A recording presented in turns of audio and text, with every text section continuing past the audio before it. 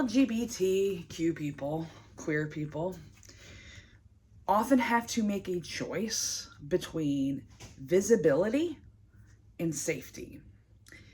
In this somewhat special Pride Month edition video, I really want to talk about how your lived experiences can manifest as warranted anxiety around marketing and promoting yourself.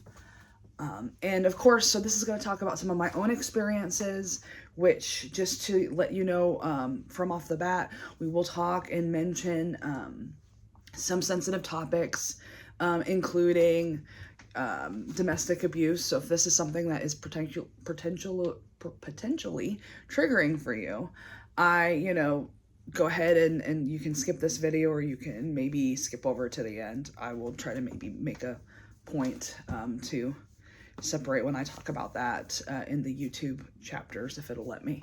But I really think I've noticed, as I've gone through my own storytelling and marketing process for myself, and then also talked a lot and had a lot of conversations around other people's challenges with marketing, even with other marketers. Especially, I even have a friend who's another queer marketer, Proud Empowerment, Mandy, if you're watching this, hi.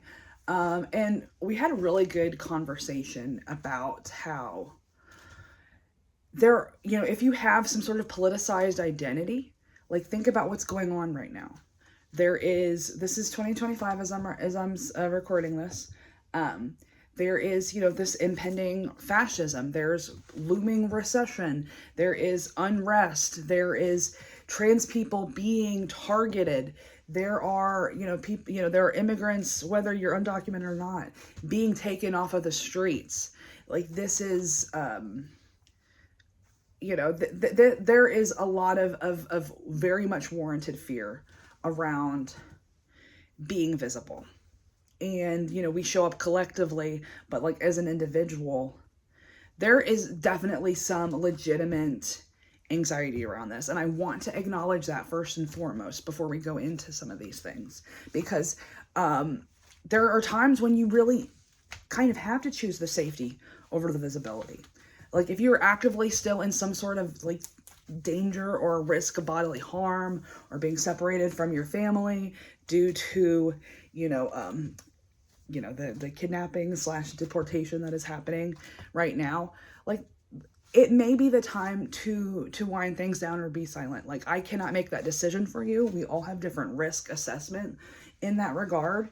I will say that I know a lot of, not a lot, but I know a handful of queer people who have taken down all outward like signs of their identity from the public, and I respect that decision. I am non-binary, I am trans, but I'm not personally going to do that. I just think, from like an internet standpoint, it lasts forever. So if you had intended to do that, it might not have been a good idea to have any sort of digital footprint. But that's just my kind of take on that, because I just feel like that can be found out if somebody really cared enough to dig about me. But, again, that's a personal decision. Like, I've not done that, but I want to talk about how some other experiences, and because you may not have that or share that identity, or feel like, maybe you're in a position of privilege in your life. However, I think there's still a lot of holdover from not just our corporate career, but I'm going to talk about that part first.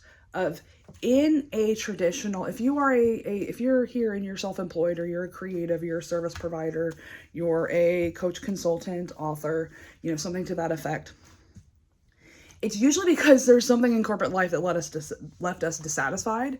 I talked a little bit about that in the pitch video from last time. Go ahead and watch that if you would like. But there's usually something where we're not happy with the status quo. Otherwise, why would we not go along with the status quo? But in most corporate organizations, or even in schools, the implicit threat is you must fit into this mold. You must be professional, as we define professional from, again, ableist, white supremacist, patriarchal point of view. Like, they get to define what is professional. Like, you have to fit into this peg, and you have to work the way everybody else works. You can't have a different schedule from anybody else, even if that's how your brain works. Like, you must do this in this exact way. And the people that are seen as being successful in that type of life are the people who have enough original ideas that maybe their names are thought of, but like, they don't rock the boat. They are the team player. They don't, like, they swallow their discomfort. They swallow their, their complaints. They like deal with burnout on their own time, if, or if they get burnout at all. Maybe they're able-bodied and they don't have that type of experience. But like, that is kind of like conditioned into us from very young age. Like, I remember you could have an A in a class when I was a kid, but if you missed so many days, whether or not you had a reason for it, or a good, like, reason, like being in surgery or some sort of medical reason, if you missed enough days, it did not matter if you had an A in it, you still had to take the final. Which, again, is this messaging of show up even when you're sick, or we'll punish you in some way, So I feel like that I was burned out from a very young age, just trying to keep up with all the things and all the demands. We're doing that to people, even young people, even young adults, across that age span. But like, and even in families, like my family, I love them very much, but there was this just, we don't talk about uncomfortable things. That was like kind of the undercurrent to interactions. We don't have those type of interactions until it hits a boiling point, and then everybody says things that they regret, and then we pretend that didn't happen because that's uncomfortable. The repair process is very uncomfortable. So people just get to sit in resentment. Let me know if that is just a relatable, I'm laughing just because it sounds so absurd when you say it out loud, but let me know if that is a relatable occurrence for you, or was for you in your family growing up. I've even heard from some of the folks in my circles about how, like, there's also this factor of like being raised in a church, especially an evangelical church, eventually very, strict religious upbringing. And like, there's this like if you are in a femme body or identify as a woman, you're better seen, not heard. Women get along to go along. Women don't say that. Women, there's a lot of that patriarchal programming, especially when you compound it into religion, and threaten children with eternal punishments. Anyway, I'm not going to go too much into that. But like, because I would say my experience does not mirror that. Like, my parents were identified as having a religion, but they did not practice it like ever. So it didn't really affect me on a day-to-day level. But I will say that for me as an adult, where this really came forward is I have been pretty public about this, but I have been the survivor of some domestic violence, abusive relationships, in my life, in my 20s. And I could probably do a whole video about that. In fact, I might in October. October's DV Awareness Month. But like, I was in one, and then I also came out as non-binary, and I was trying to figure out what that meant for myself. And so my identity is kind of pushing back against the control that maybe others wanted to have over me. And I didn't really think about how my identity would affect this until recently, when it felt like we were going backwards with trans acceptance instead of forwards. But to talk a little bit about that abusive experience, you get to a point where you learn to, and it's not just walking on eggshells. Every word that comes out of your mouth is a very measured response. You're either like, do I engage? Is this a place where I enforce a boundary? Do I how do I navigate this very this narrow strait of water that is like Sharbonis on one side and Scylla on the other? Like, how do I navigate in between? And there's no right answer when it comes to being with an abusive person. Just FYI, there's no right way to engage with them. They will find something to blow up about. So if you ever wonder what they did to make somebody mad, just know that there's literally no way to not make them mad when they're looking to get into a fight with you. But like I got to a point where anything I said to that person was going to be ammunition to use against me at some point. Like they were either going to twist my words around, or like if I'm trying to repair the relationship, then, oh, you're not being compassionate enough, you're not validating me, like everything that was saying was not enough or was in some way worthy of being criticized. And I did have some experience with that in my family as well. Like on my maternal side of the family, they're very more, when growing up, they were much more likely to be very critical of anything I did. So again, you get into these patterns with people until you learn to break them, until you learn to heal. So family into the relationships. And at that point, your voice is muffled and silenced. Whether it's due to your work environment, your family upbringing, relationships, your identity, your lived experiences, what's going on currently in the world. There's all of these factors enveloping, and it's all telling us to stay silent. It's all of us, being like, your voice doesn't matter. At the end of the day, that is what we are made to feel.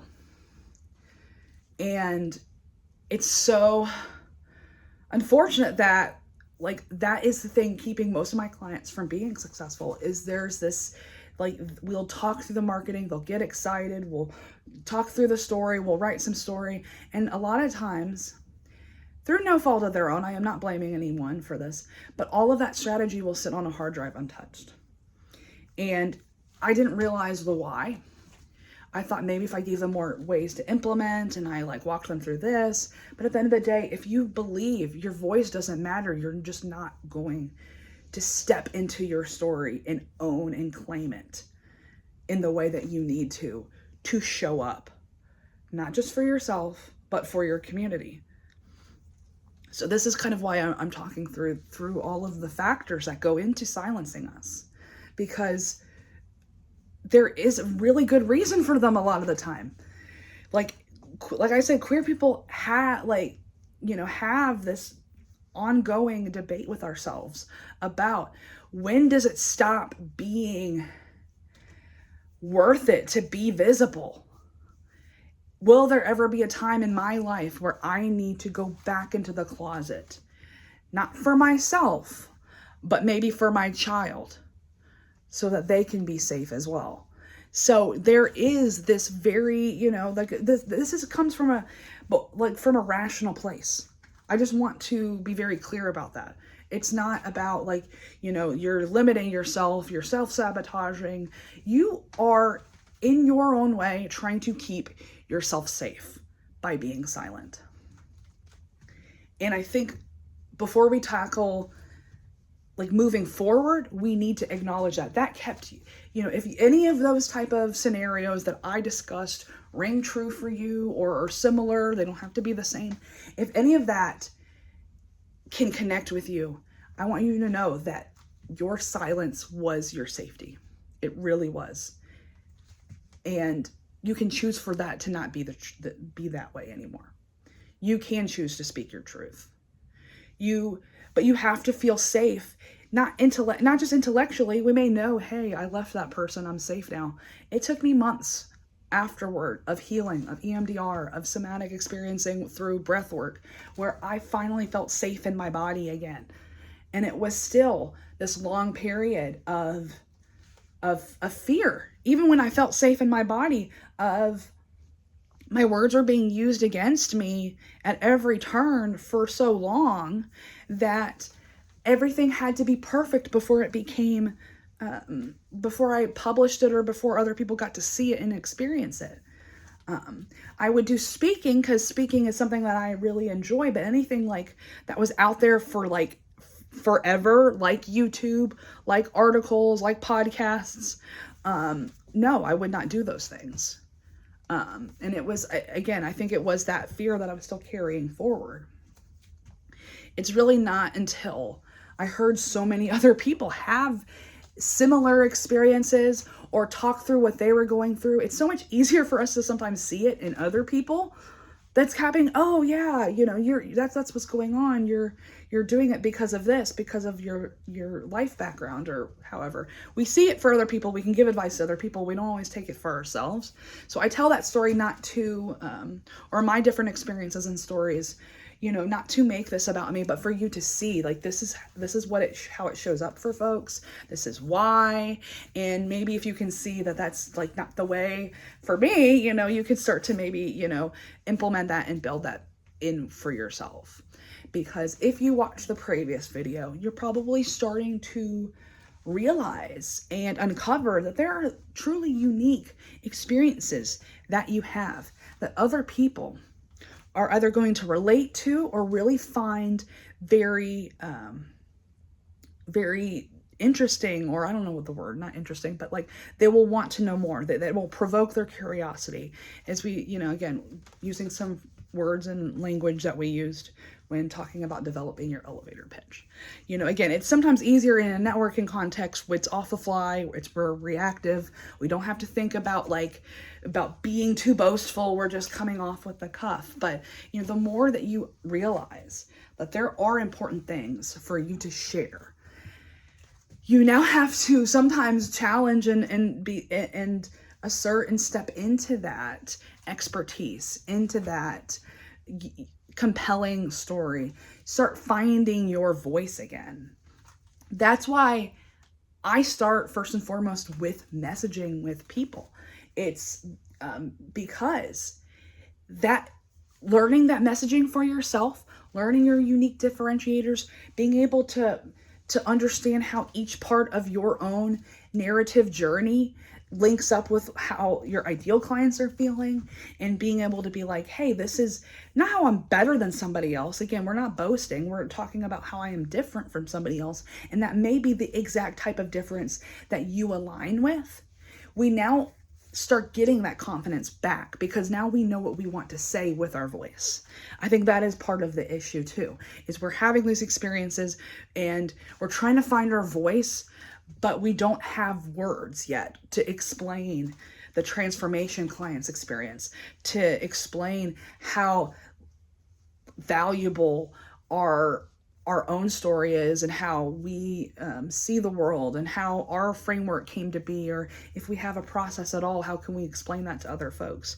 And it's in that messaging process where you find those words, and that's what really helps access the story that's inside of you. Because I'm a firm believer that every time we share our story, there are other people who are hearing that are giving permission to tell their own stories. Which is why I'm fervent about telling mine, because I know that this is something that I know will help others. And that, again, it goes both ways. Like that messaging that you're developing, you're going to understand, hey, some people need to hear it in this type of way. This is important for other people to hear. And then you start to see it from that service point of view. And it's just like another version of how you show up for your clients. Marketing really is. You're showing up for your clients just in a different way. They're not yet clients yet, but they're people who need to hear what you have to say, and who will benefit from seeing the problems and challenges that they're facing from a different perspective, right? You're giving and putting a different lens on it, a different frame of reference on it, based on the things that you have experienced and know about this. So I hope that this has helped in some way to kind of reframe and recontextualize what it means to not just to work on your messaging, refresh your messaging, but understand all of the inner things that are happening behind the scenes for us. I don't think that when other people are doing marketing strategy, and I was the same way, when we don't address that, or we address it kind of as an aside and not really dive a little bit deeper into it, we're potentially doing clients a disservice, because we want people to actually be able to take this and contextualize it to their own life and be able to implement and take action.